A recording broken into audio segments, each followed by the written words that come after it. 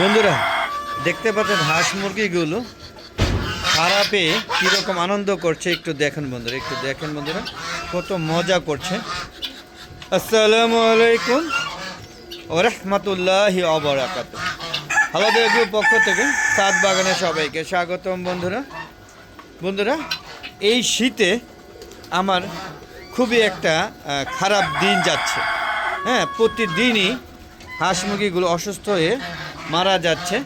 হ্যাঁ, তারপরও হাঁস মুরগির প্রতি আমার ভালোবাসা একটুও কমবে না। হয়তো প্রত্যেক বছর আমি ক্ষতির মুখে পড়ছি, এবং শুধু ক্ষতি না, এটা যদি বলা হয় যে সেই লেভেলের ক্ষতিতে পড়ছি, যেমন খাবার তেমন ওষুধ, হ্যাঁ সব কিছু পরিশ্রম মজুরি কোনো কিছু নাই। হাঁস মুরগি প্রতিনিয়ত ক্ষতিগ্রস্ত হচ্ছে।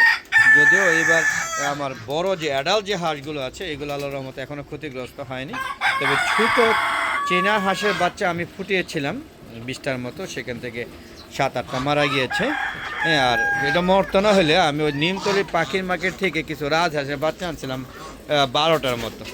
এই 12টা রাজহাঁস আনছি, খুবই ভালো সুস্থ সবল, কিন্তু একদিন পর এগুলো কী যে একটা কাঁপুনি দিল, কাঁপতে কাঁপতে কাঁপতে কাঁপতে ওরই তো মরলো 12টা, লগে আমার ওই চীনা হাঁসগুলো, হ্যাঁ বাচ্চাগুলো মারা গেল। জানি না এই কী বারণ ভাইরাস। এবং ওখান থেকে মিশরি ফার্মি বাচ্চা আনছিলাম আমি 50টা।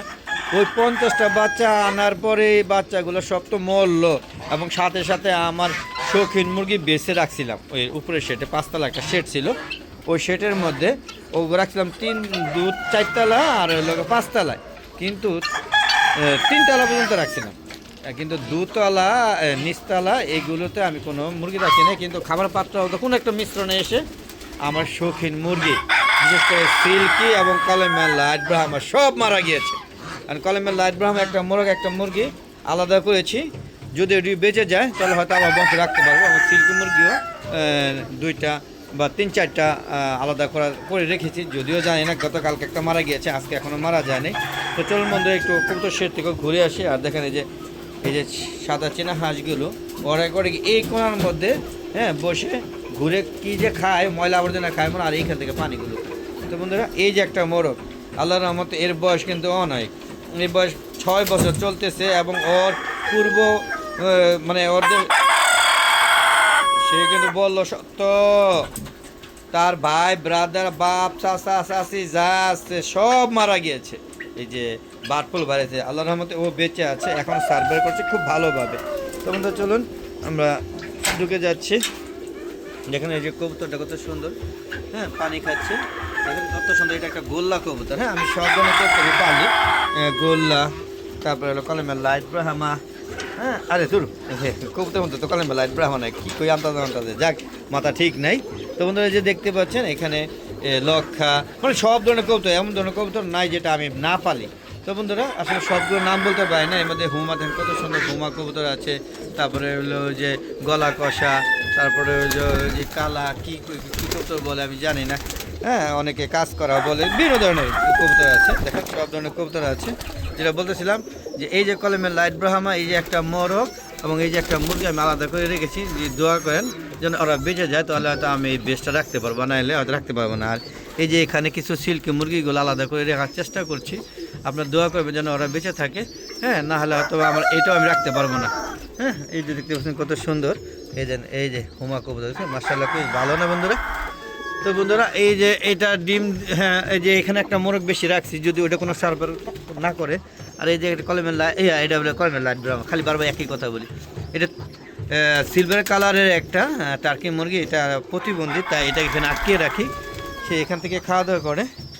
তো বন্ধুরা যেটা বলতেছিলাম যে এখানেও কয়টা সিল্কি মুরগি বাঁচিয়ে রাখার চেষ্টা করতেছি। অলরেডি সিল্কি মুরগি অনেকগুলো মারা গিয়েছে, তা তো 7-8টা মারা গিয়েছে।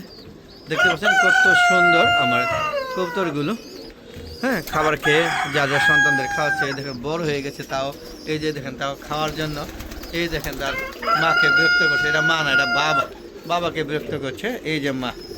তো বন্ধু চলেন এখান থেকে বেরিয়ে যাই, ওরা খেতে থাকুক।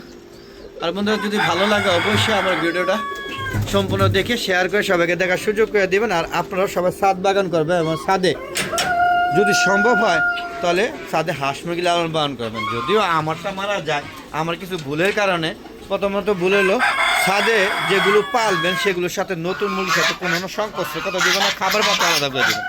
তাহলে কী হবে, ওই ভাইরাসটা অ্যাটাক করবে না। যদি কোনো ভাইরাস থাকে নতুন মুরগি আনলে বাজার থেকে কিনে অথবা কোনো হাটের থেকে আনে, তাহলে ওগুলো সম্পূর্ণ আলাদা খাবার পাতা আলাদা করে পর্যবেক্ষণে রাখতে হয় কমপক্ষে 15 দিন, তারপরে ওদের সাথে অ্যাড করতে হয়। কিন্তু আমি সেটা করি না, আমি আলাদা করে রাখি, কিন্তু খাবার পাত্রগুলো যে কোনো কারণে মিক্সড হয়ে যায়, যার কারণে আমার এই প্রত্যেকটা বছর অধঃপতন হচ্ছে।